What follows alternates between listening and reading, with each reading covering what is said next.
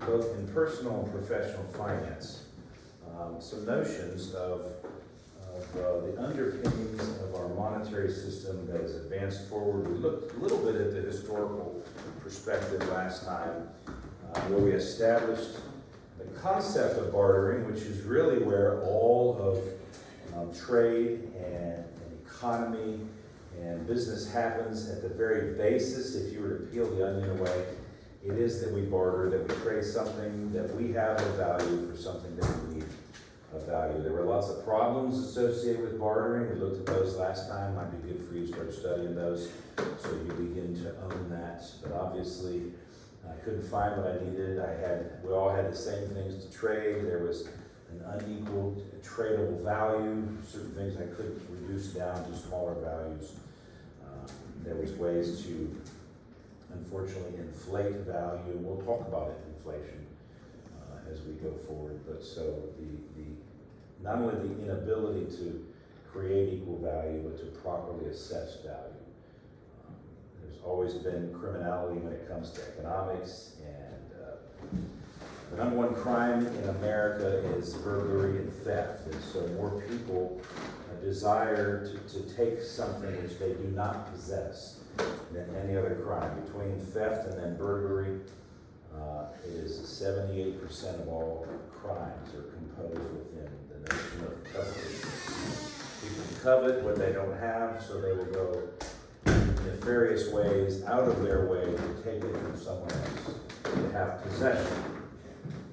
So it is all about the stuff. And so for whatever reason, the Lord approached the rich young ruler, and one of the great lessons the rich young ruler said, I follow all of the Jewish law.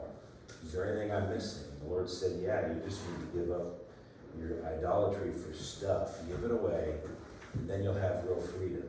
And he struggled with that and left Jesus. Now, my hope is that he turned over a new leaf, and maybe we'll see him in heaven one day. But the Lord was expressing a point to us.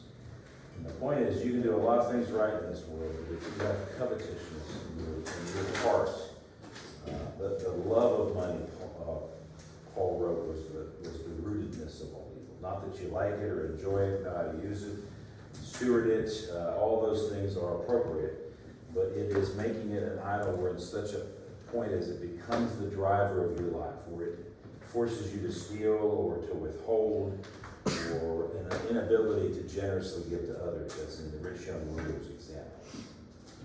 So that's important to recognize that. People have been defrauding and stealing and thieving when sovereign nations will go to war and defeat other sovereign nations. You can go all the way back to the earliest biblical conflicts. They always raided the treasuries of the emperor, the empire, the head of the dynasty or the community, and would steal the goods of value, the stuff of value. So today we're going to look at money and currency and how things are valued and how value is acquired, attained, and even grown or shrunk. Now today I'm going to use some terms, and it's really good that you write the terms down. And I highlight the terms because you want to become more fluid in your use of terms. So when terminology is used that's appropriate for finance, it's important now that you begin to acclimate. So ascending to that. So we're going to talk about money and currency, answering some questions. What is money? What is currency? What is price discovery? How do we establish value? That would be some of the answers we're going to come to as we walk through this today. But when we discuss money, let us first consider that there's a difference between real money, things that have real value, and things that have assigned value. And we call that currency. So if you want to first differentiate, money has always been something that we trade. It's always an item of intrinsic value and extrinsic purpose that we trade. In the Near Eastern cultures, when they traded salt and cattle and chickens and cows and wheat and barley and figs, those were all forms of money because they had value and they were able to be traded.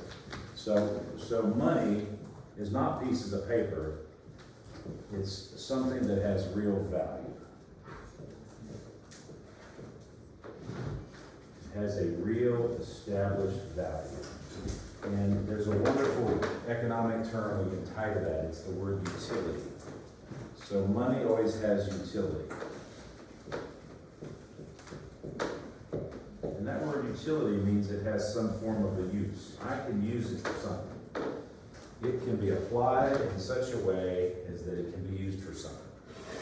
And so money has always been, going back 6,000 to 10,000 years, depending if you're a young earth or not advocate.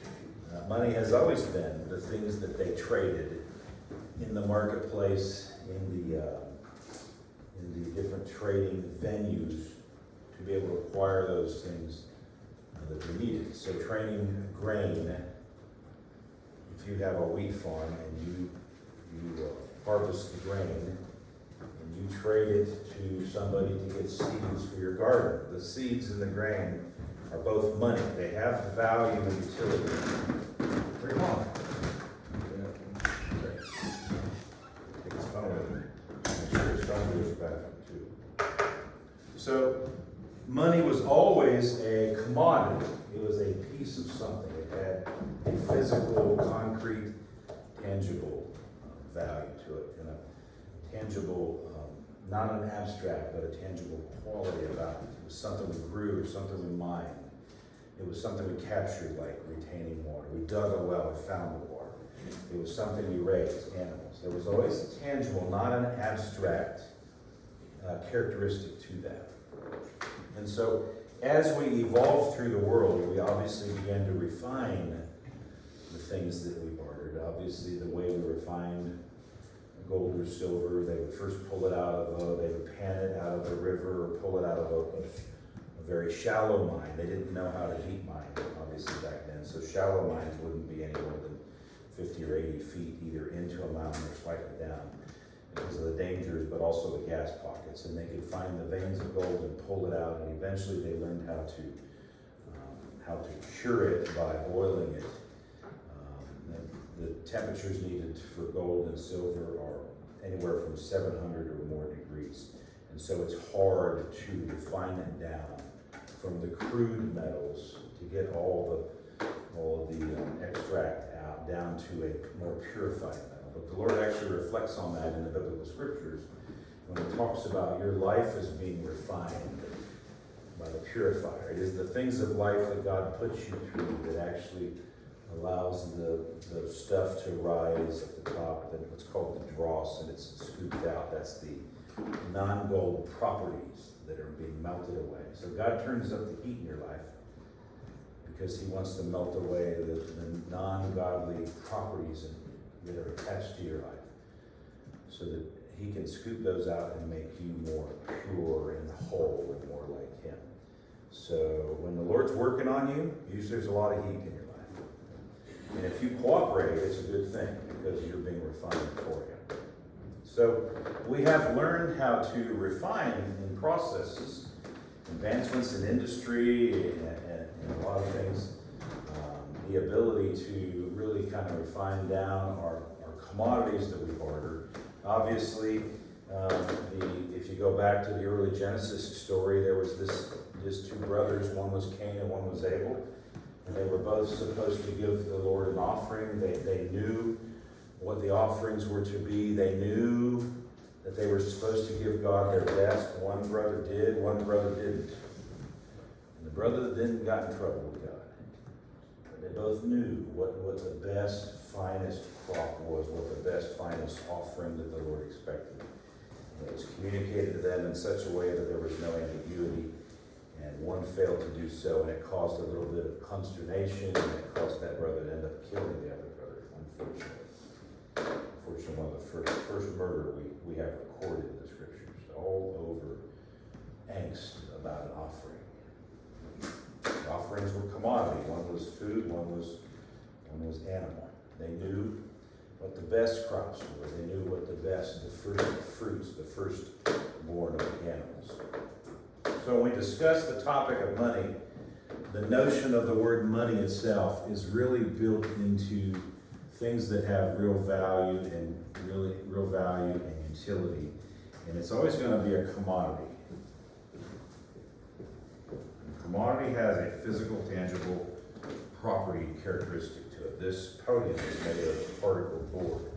They had to cut trees down and saw them up, and it's the sawdust, if you look inside of here, right here in this upper right corner, it is sawdust that's glued together that makes particle board, and there's laminate covering on it. So it is the property of the wood that is the composition with the glue and a few other things to make this particle board. So that's a commodity. Trees are a commodity. They grow trees in Brazil. That's where we get most of our paper. One of the great exports of Brazil is paper and trees, and they have thousands of acres of farms where they're constantly replanting hardwoods and cedars and all kinds of trees, more than you and I can imagine, and they produce those and grow those routinely and regularly. They're harvesting portions of the fields, and then they replant them right away to keep this industry going, which it has been going for hundreds of years. Brazil has made a mint off of trees, and you could too. It's not that hard to buy several hundred acres and start planting some hardwoods and some redwoods and some dark trees, and in about 20, 25 years, you're going to be very wealthy. And so that's not a hard one to accomplish, just like any other individual entrepreneur. It just takes a little bit of enterprising, a little bit of investment of your sweat and your toil, and a little patience to wait for the long-term payoff of the investment.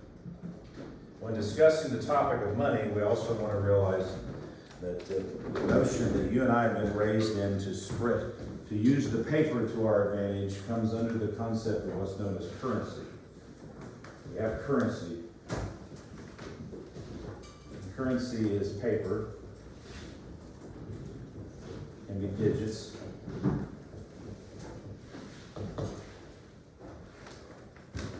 And going through the centuries of time, governments realized that they could begin to control the flow of money, the economy, the flow of money through a civilization, through a community, through a city-state, through a dynasty, by basically printing or crafting coinage and paper in likenesses of government entities or individuals, and then actually assigning a value to it. So there would have been an assigned value.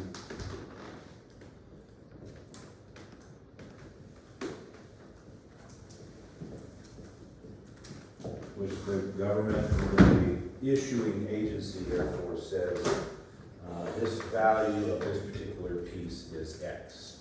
And so we've been doing that for hundreds of years. In the olden days, and I just brought in samples from my collections, but in the olden days, they would always take silver and gold, which everyone automatically knew had real value. You didn't have to really teach it. You didn't have to try to skew it. It was one of those accepted, understood, ordinary understandings is that the original governments would make real money out of real silver and real gold, and even some copper. And then they would stamp those coins and have some information on it, but they would be denominated, the denominations would have different values. So I'm going to pass around a Morgan silver dollar, and this, although this Morgan silver dollar was in 1885, it was minted in 1885. In 1885, the gunslingers in the West knew that this had real value. That's why they would rob the banks and rob the trains back then during the Tombstone days and the Wild Wild West. But you can feel the weightiness of the coin. Today's coins are actually very light because they don't have silver and gold. Silver and gold are heavier metals than the hot metals they use today. But people knew when they got this, when they would go to work and the employer would give them some of these, they knew this had real value. They could feel the physical, tangible value.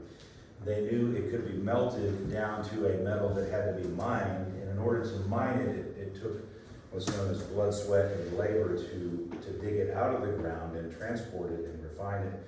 So there's a cost in actually finding this and bringing this to this point. So whether it's the cost of the labor to determine it and find it and bring it and purify it and then recast it into a coin, everyone knew that gold coins and silver coins had real value in them. So pass that around.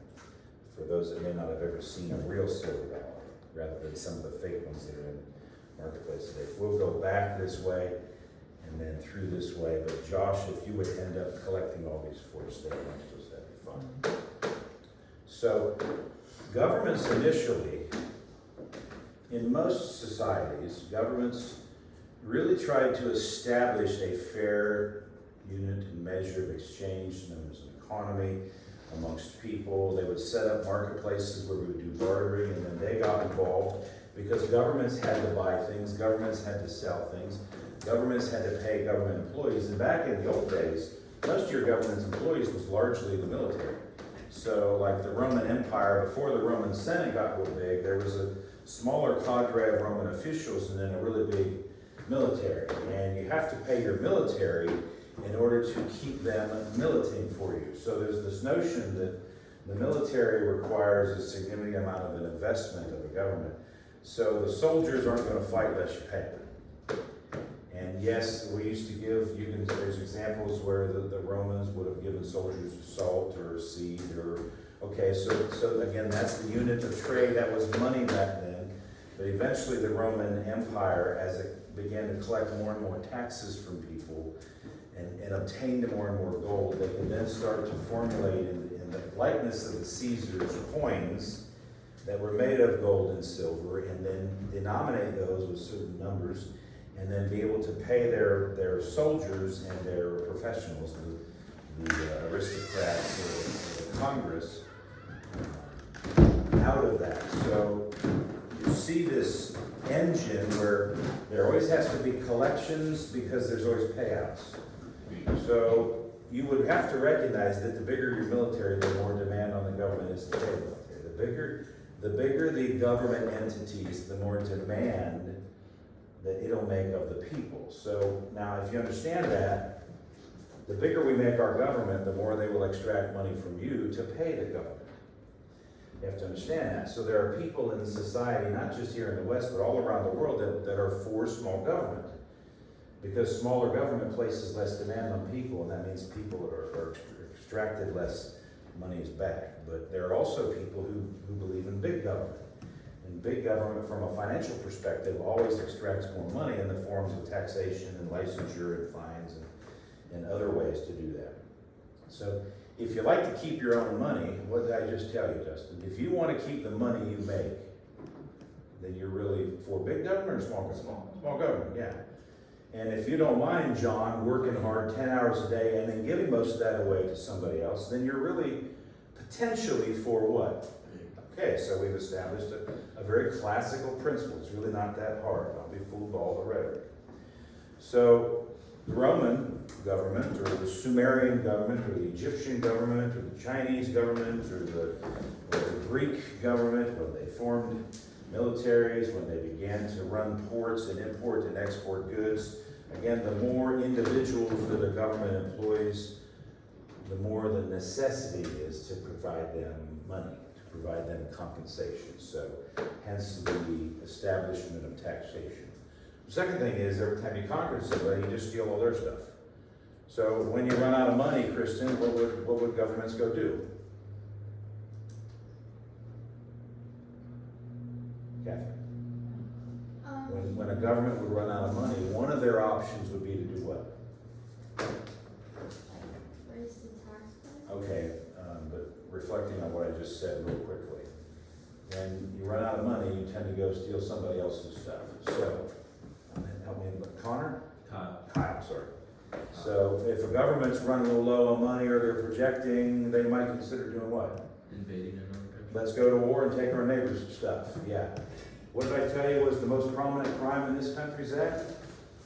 When people don't have much, they go take it from everybody else. I mean, it's, so whether you're in government, you got big military, or you're a guy on the street, when you ain't got much stuff, unfortunately, the enemy will tempt you hard to go take it from somebody else that does. Yeah, so you can see how that plays out in any number of venues or ways. Eventually, governments realized that there was not an infinite, but a finite amount of gold and silver in this world. Now I'll pass around this gold nugget. This is one of the smaller ones I possess, but But there's a finite amount, and so, Matthew? Finite means what for us? There's a finite amount of gold on this earth. There's not much. There's a limited amount. There's a set amount. Well, as God has established it, now it's still being created, it takes a while to make it happen, but there is a finite, there's not an indefinite, open-ended amount. And it's hard to come by. In fact, we've strip mined most of the shallow gold on this earth. We have to go much deeper and deeper and deeper to find gold and then the byproduct of silver, for example. So it's getting harder to find it and extract it and mine it.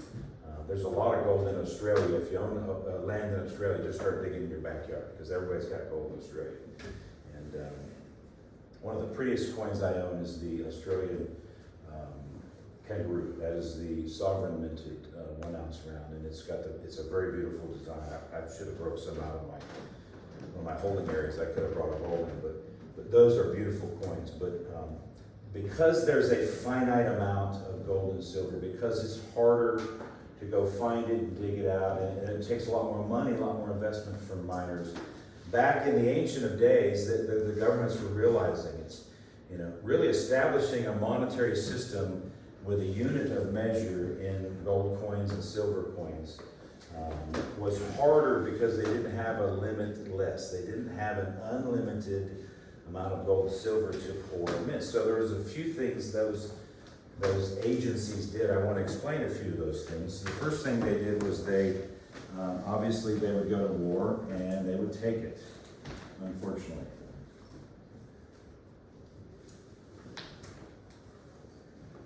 Not a healthy, not a righteous, not a wise solution, but they did, and it happened a lot. Now, they won't necessarily own up to it, but you can certainly find in the literature where it's pretty well discerned. Second thing they could do is expand on their mining strategies so they can expand and be more industrious. And that's awesome. Now that's a far more critically thought problem-solving measure. Hey, if we're running out of X, we're going to figure out how to improve our mining strategies, our discovery of salt mines, our discovery of more water for our wells, our discovery of improved farmlands, and how we can move water from point A to point B, and et cetera. And so some of the great things about the Roman Empire and the Egyptians is they figured out industriously how to engineer things, how to move rock from point A to point B, to build, for example, in Egypt, the Sphinx and some of the great pyramids. I mean, it's still engineering amazement of how they built those, because they had to get stuff miles and hundreds of miles away and work thousands of people, man hours and labor hours. The Romans are known for such industrious advancements as moving water from really far distances. So they would build a community and figure out how to bring water from way over here to this community. And so I wouldn't call it some of your first pipelines, but they had an ability to move water in or sewage out. And it was very industrious of them. So societies used prayerful manpower and industrious planning and thinking and engineering to be able to expand and become more industrious. They would also have some other nefarious ways in order to enhance by the creation of currency that by convincing people that they had value could then be more easily printed and utilized in countries. And so they've gotten us far more accustomed to using paper, and we'll pass around just a standard Canadian dollar bill and even a German mark from the World War I, World War II era. And so through the centuries, countries around the world, sovereign entities have figured out that they can establish a currency system because it's a lot easier to make things out of very thin paper and print ink on it and assign it a value rather than actually going and really having the value in the gold and silver and then being able to mint the coins because there was a more limited capacity. So when governments wanted to grow and have more wealth and might, they would just print more wealth and might. But that doesn't necessarily mean the printing of the wealth and might had real value. In fact, if you understand this discussion, it actually does the opposite thing. It devalues your currency. When you print too much of it and you establish too strong of currency values, it actually dilutes it. That's a great word to use. And when you dilute something, it gets saturated and it becomes less worthwhile. So here is and I've got this one stapled. Now be careful that you don't bend or fold these, but in World War I and World War II, in order to fund particularly the German army, the German government had to really produce a lot of money to be able to buy the weaponry and supply. Because remember their notion, particularly during World War II, was to conquer all of Europe and take over the world. And so you have to have a lot of money to do that. Well, Germany was industrious, they had assets, but remember in every country they went into, they absconded of the wealth. My family is from Hungary, and when Hitler invaded Hungary in 1939, my grandfather was living in Budapest, Hungary, and he escaped as the German tanks and the SS Guard was coming through in the army. My family, with several other families, escaped and traveled through the woods of Hungary down south and ran around the checkpoints, and like you really see in movies, and hid out, and then eventually got on a ship and went over to another side of Europe, and eventually properly migrated here into the West. My grandfather came and arrived here in the States in the 40s and learned the language and passed the test to become a citizen. And unfortunately, some of our relatives were lost over there. But when Hitler would invade a country, he would take their treasuries. So they would go door to door and they would steal people's wealth. And then they would mint down gold teeth and gold jewelry, and they would take the art and they would abscond of the wealth of individuals and the wealth of communities, because they needed that to fund the war efforts. And then they would use that to buy more war products, but they also were printing their own money to pay for soldiers and pay for citizenry and pay for people that lived and worked in Germany. Well, they were quickly running out of paper because, like I said, only certain countries supplied the trees and the paper. So Germany was running out of paper, and they couldn't print enough money to be able to supply the war effort. So what they did was they pulled what paper they had in society back into, and then they reprinted it at larger values. And so they took a $100 bill and turned it into a $1,000 bill. They took a $1,000 bill and turned it into a $1 million bill. They turned a $1 million bill into a $10 million bill. Now what that's called is currency inflation. They're saying this that has this value is now worth this that has this value, and then trying to convince you it has the greater value. But you quickly realize that's not necessarily the case, even though the government's trying to reestablish value. So this particular piece I have is one of those such pieces, and it is a 1,000 mark that was re-inflated to a 1 billion with a B, a billion. So it's an example of a piece of paper that they gave to the soldiers or people in society and said it had a much greater value on it. So you can see where it was printed initially as one bill, and then they re-stamped it, trying to convince people it was worth a different value. Now that's not, that's a very gross example, gross meaning a very macro large, but it's very prominent because it explains a lot of what goes on in current monetary and fiscal fiat currency societies today. When governments go bankrupt, they just keep printing more money. And when you see governments just keep throwing more money out to forgive student loans and more TARP bailouts and more PPP money, we're just throwing money everywhere, that's a pretty good indication that they're getting desperate and they're just printing money to keep the boat afloat, as they say. So look for that wherever you see that going on. You know that currency is being inflated and real value is being deflated. That's not really worth a billion marks. And so what would happen then, as this larger volumes of money would be circulating, what do you think happened to the prices of goods in the marketplace? The prices of goods in the marketplace then went up. So eggs, which were normally $5 a dozen, would go for $25 a dozen because everybody had more money. So if you're a retailer selling goods, you would basically increase your pricing to match with the flood of money. So a gallon of gas, instead of $5 a gallon, will go to $25 a gallon. Because you're now making billions or millions, everybody's gonna raise their prices to match for that. And so the economy of scale just kind of stays the same, and it really doesn't work. It's unfortunate. But again, money, the real physical money, has intrinsic value and extrinsic use. Extrinsic use, it has utility, it has a trade value, it has a use in society. We know that we can melt silver down and make it into jewelry. Today we use silver for all solar. Silver is in all your phones, all your technology. There's actually a lot of gold, silver, platinum, palladium in your technology, your laptops, your tablets, your phones. And so the more we go technologically advanced in society, the more we go green and solar, you need to buy silver and gold, because the demand for those products goes into those manufactured items. Therefore, there's going to be a greater demand for that in the marketplace. And there already is. We're seeing that across the board in a number of ways. Fiat currency is created by governments, usually issued in the form of paper, or in today, digits.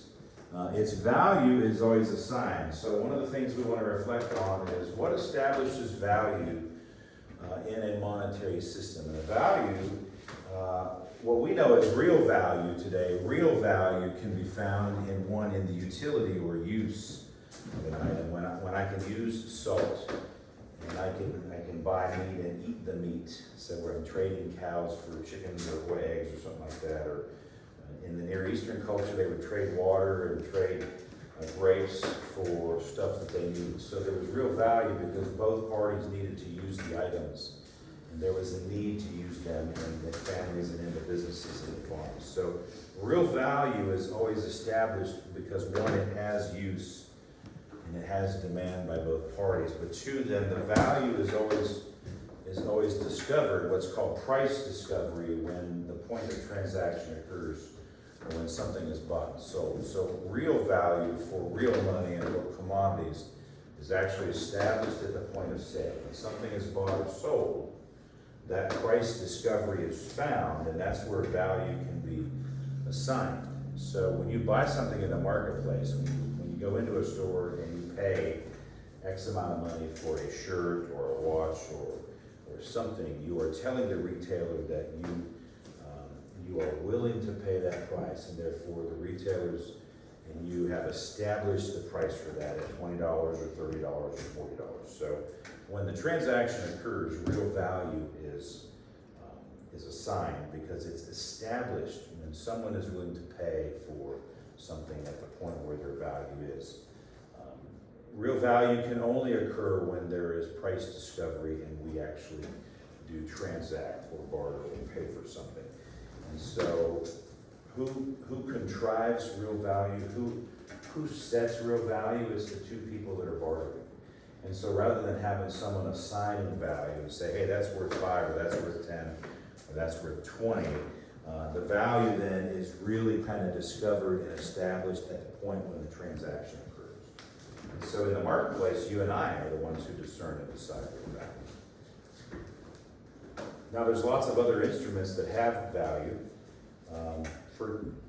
In the more recent era, we've become very gift card oriented or rewards based oriented. So you can buy gift cards by paying a certain amount, whether you pay full price or some aggregate amount to be able to acquire those. But that's an instrument now that retains its value.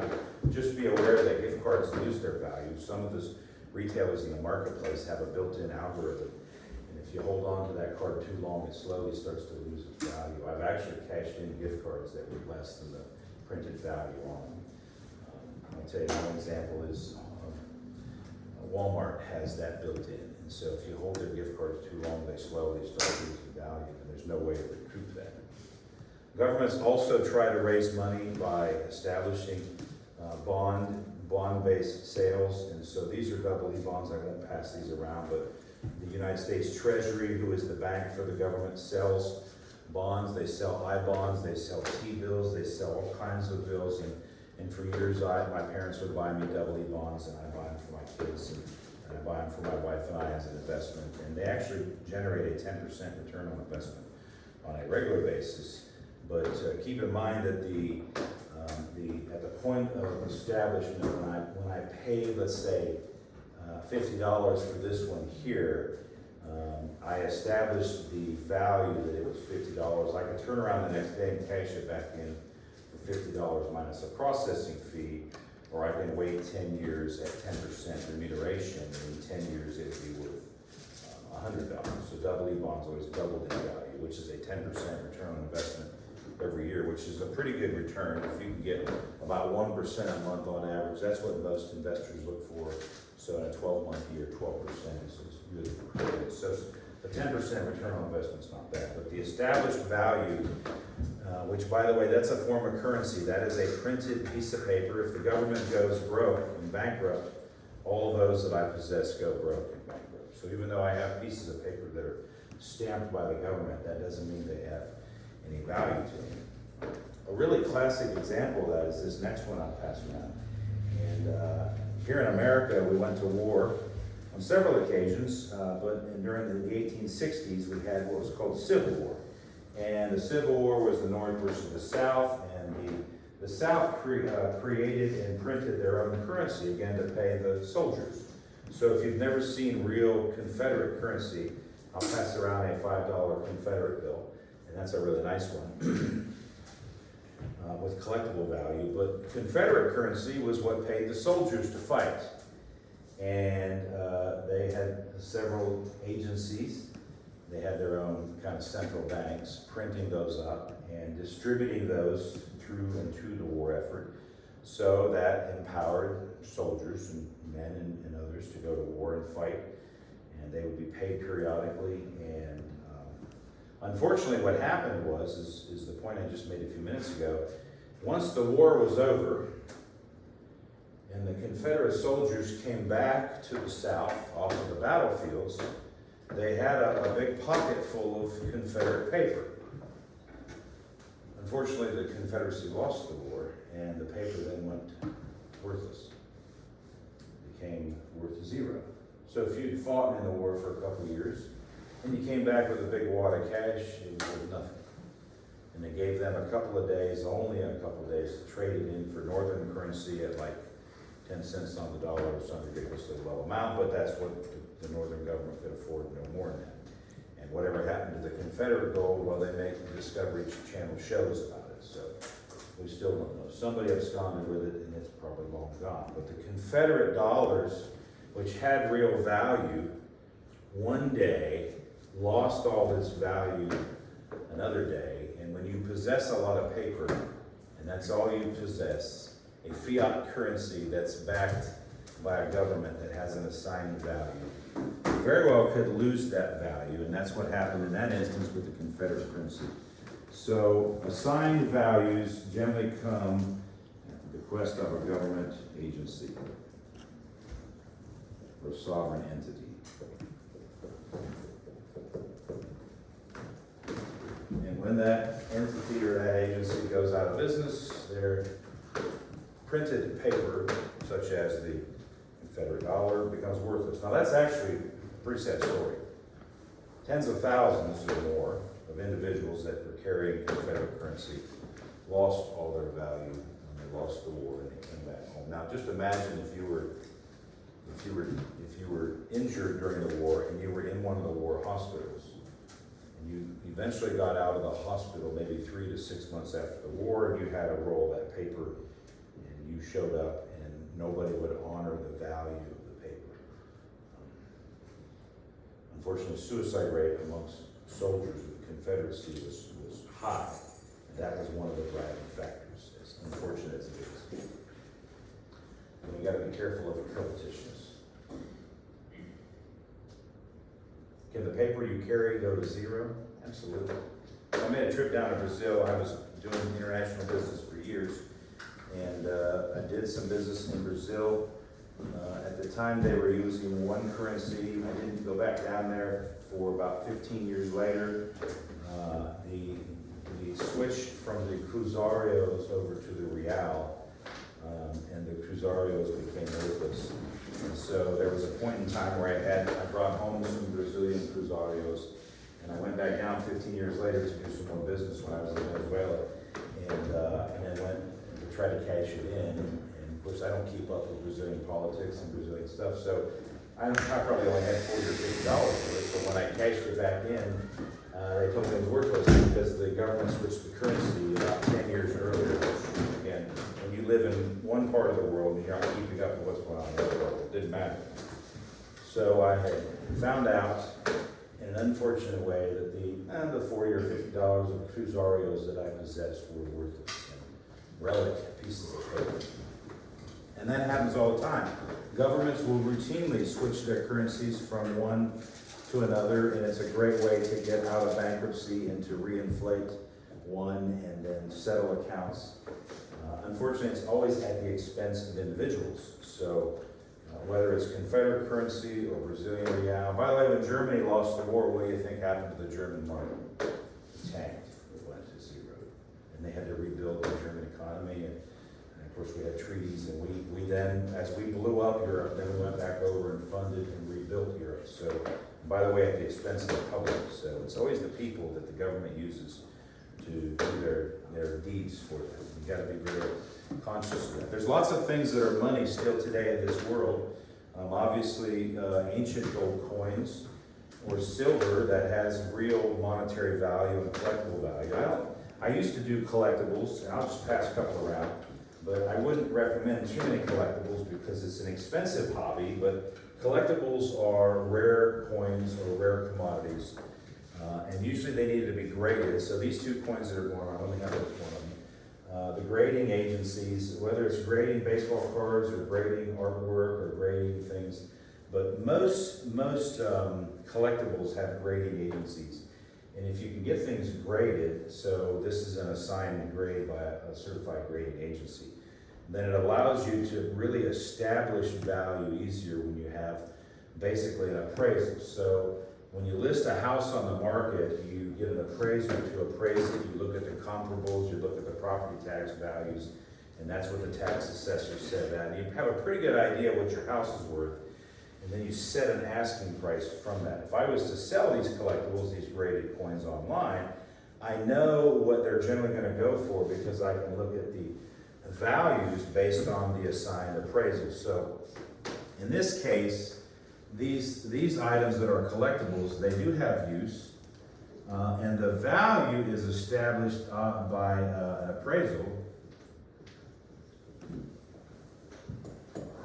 But again, it's not still realized until there's a point of sale.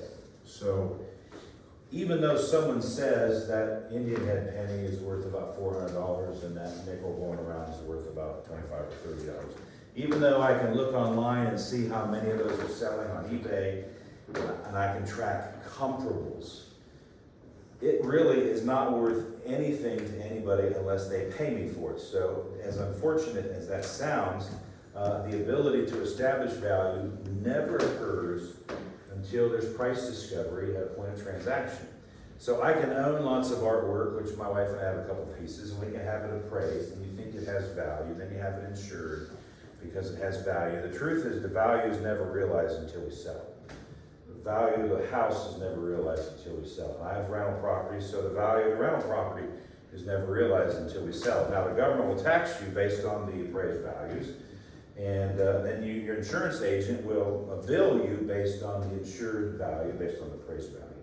But you don't receive a benefit out of it and actually know how much it's worth until you sell and have price discovery. Governments have been printing money for generations.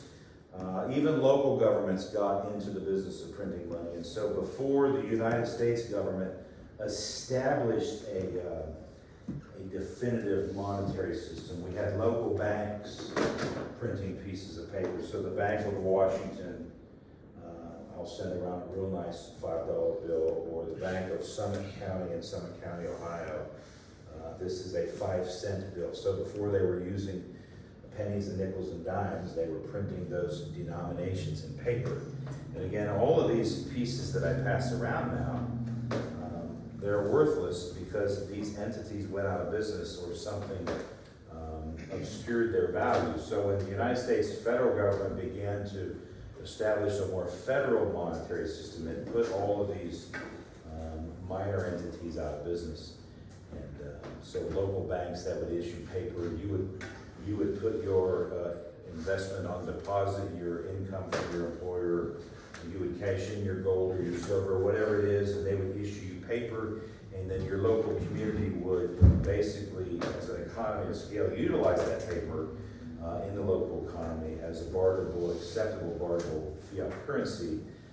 Then you could always take the paper back and get some of the gold or silver back out of the bank. The bank would be like a storage hub, and then they would issue the paper. Well, when the federal system began to really establish the United States federal currency, and eventually the Federal Reserve in 1912, 1913 was established and began printing money and distributing it to the U.S. Treasury, U.S. dollars, then eventually put all of these smaller national or local or regional issuers of paper out of business. So if you held a lot of these, you'd go to zero. So there are numerous examples of paper currencies that are printed by entities, and although they might have stuff backing it, it is unfortunate that these can be stolen from us, they can be defrauded, and they can be zeroed out. So I've always liked to buy things that have value. There was a season of my life where I collected stamps, and interestingly, this single $1, and I'm sorry, 1.5 cent, 1.5 cent stamp is worth something like 54,000 times its value in today's marketplace. So had you bought a bunch of 1 cent stamps back in 1930s, that is a 1930 President Harding stamp, they have accrued in value, and the wonderful term that I like to use is appreciation. So it has a capital appreciation of over 54,000 times its value for just one of those stamps. So one of the things we're going to learn about as we go forward is that both money and currency has an ability to appreciate and grow in value, and depreciate and decline in value.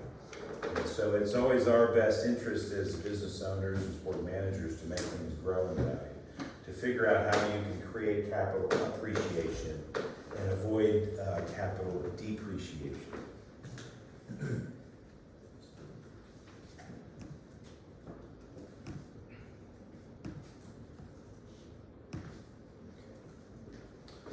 Make sure I didn't look anything.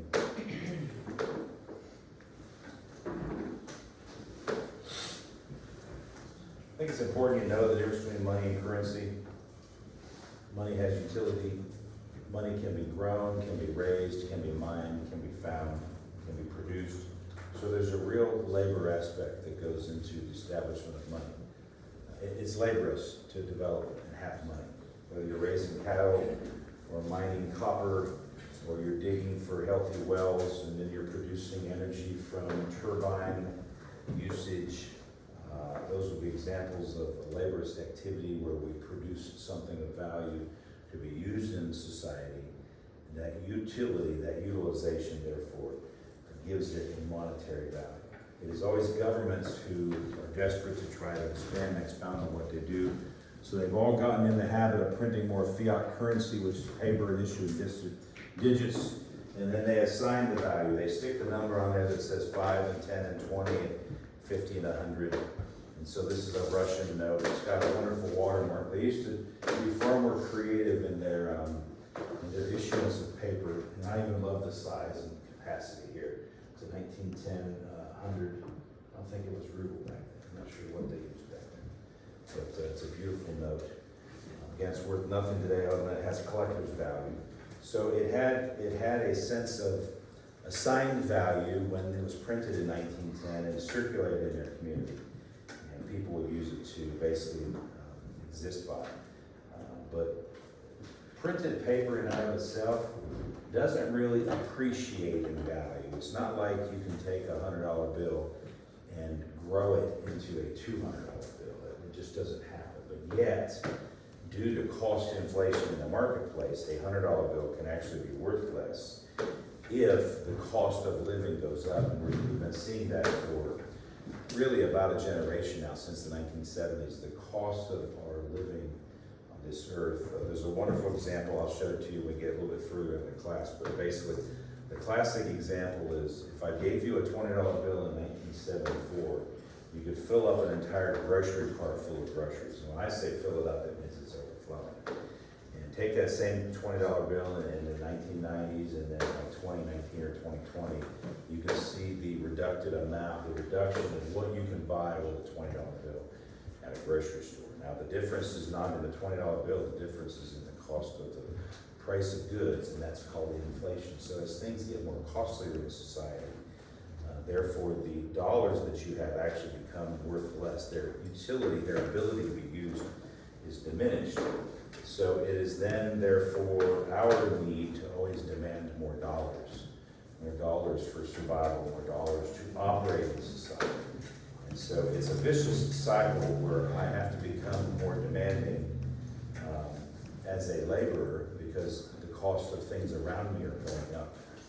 And when you start to understand that, then you can see the difficulty it is for employers who are producing something, and if the cost of their goods are going up, then I have to raise my price to sell my product and keep the same profit margin to be able to pay my employees. But as I raise my prices, it makes it a little more difficult for people who buy my product. And so there's a interesting paradigm there when you're an employer and you're a business owner and you see that the cost of your business is rising and you have to keep up with it, yet at the same time you have people you supply to and employees you support. And you don't really know how that feels or what that's like until you get in that situation and you're dealing both with constituents who buy from you and your own personal labor force who you're supplying and supporting at the same time. The US dollar is an IOU. It's a piece of paper, it's a Federal Reserve note. If you look at the markings on it carefully, it merely says that the Federal Reserve owes you something. And so you circulate pieces of paper and digits that are IOUs that really have no value unless it's assigned by a government agency and a government entity. If the government agency and the government entity ever goes broke or bankrupt or is taken over by another agency or entity, the likelihood is that printed fiat currency becomes worthless. So as investors, we always buy things that have value, that grow in value. We buy properties, we buy collectibles, we buy equities, which are stocks that are traded on the open market. We buy things that have use, commodities. We buy into companies that produce something that provide real value to people's lives. And therein lies the investment strategies. I look for things that will grow in value and be sustaining and sustainable as we go forward. I'm not really a personal day trader myself, so I don't look for the trading schemes. It's kind of like playing the lottery. It's really kind of a gamble when you're a trader. There's some people who study that and do that eternally. I choose to be more of what's known as a traditional investor. I look at long-term growth. And it's always found in goods and services used by people in society, which have utility. And that would include traditional goods, but also even more modernized goods themselves. So, some phrases and terms that I just covered. It's important you know the difference between money and currency. It's important you know what the phrase price discovery means. There is real value and assigned value. Things can grow in value, appreciation, or decline in value, depreciation. And the general concepts behind money and currency. The Lord established the bartering system. We bartered money. And the things He created are not fictitious and not backed by anything. The things He created are real commodities. It has been government agencies and larger agencies that have shifted bartering into a defined monetary system. And the defined monetary system is now controlled by, for example, Federal Reserve banks and governments all around the world. So in some regard, they control your ability to transact and do business in the marketplace. They control it. And eventually, if they move you to digits, they're moving you to digits or a cashless society because they want to further control you. They want to further tax you, they want to further turn the spigot on or off. They want to influence you with their propaganda, so you have to be careful of that. As you vote and as you support their activism and as you do things in life, you have to be careful that you don't align yourself with the things that are contrary to God. Now, We'll talk about this stuff and that much more as we go forward, but you gotta commit these terms to knowledge and memory and own them, and as we begin to advance into more study of professional finance. I'll use these terms more frequently. It's important that you understand them. Make sure that all my stuff ends up with Josh. If you have any questions, otherwise, keep reading chapter 1. I believe our first exam will come up on us fairly quickly. Always refer to the schedule, otherwise have a great day. And I'll see a few of you tomorrow morning.